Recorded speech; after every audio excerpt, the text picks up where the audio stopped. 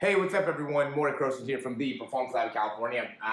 Just want to make this quick tidbit here, and sorry, I know my writing is not perfect, and I think it's always easier to write it all out. So, big thing is if you're running the 100 or you're running the 40, I see this a lot, and I want to be able to make a bit of an analogy here where people are getting so focused on getting into their top end speed, so it's like, you go here and you just end up topping out like that. And I know, because I've gotten a lot of questions, specifically at the 100 meter, about like getting more speed endurance to make it so that people don't die out at 60 meters or 80 meters or something like that. And really that's happening not because you don't have the right speed endurance, but really it's because you don't have the right start. So what your start should look more like is something like that, right? To continual speed improvement, right? A continual wave of getting faster and faster and faster. Once you get to like 50 meters-ish, 40 or 50 meters, you end up a lot of times just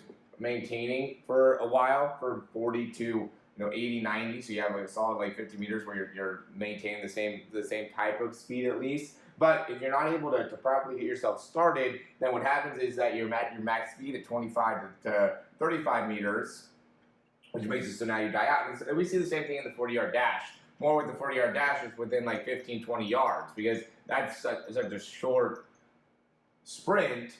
People really don't think about the drive phase of the movement. So, at 15, 20 yards, is upright, extending the leg, and it makes it so now when you get to, 25, 30 yards, you're already at your top speed, and you're just not, you haven't fully maximized your body to a potential to be able to run the fastest you can run. If you were able to get yourself more into this, then you're reaching your top speed and you're like at 35 to even 40 yards. Like right when you're getting to the end is when you're reaching your top speed. Is really when you're continuing to drive through. But if you just go and you're popping straight up and you have a really long continual contact time through the first 10 yards, and then once you get past the 10 yards, now all of a sudden you go to this really fast contact time, foot contact time, and are not able to maintain that discipline. Now you're going to end up running a slower 40 just because you're going to end up in your stride for a lot earlier on in comparison to if you have that proper build. So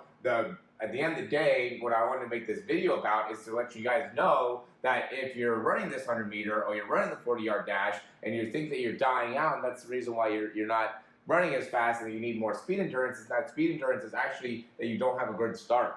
That you need to work more on your start, you got to work more on your drive phase. So the better that you can work on your start drive phase, the better that's going to actually transition into your 100 meter run and your 40-yard dash.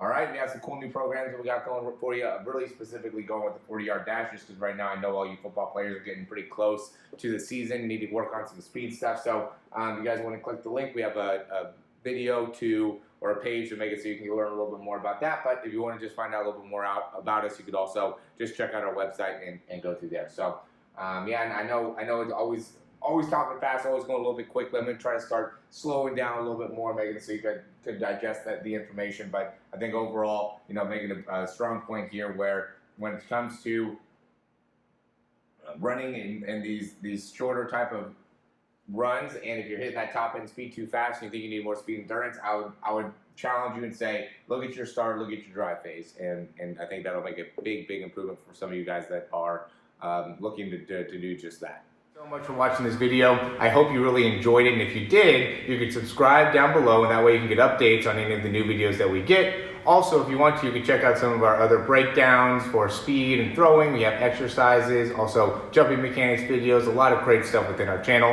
Hope you enjoy.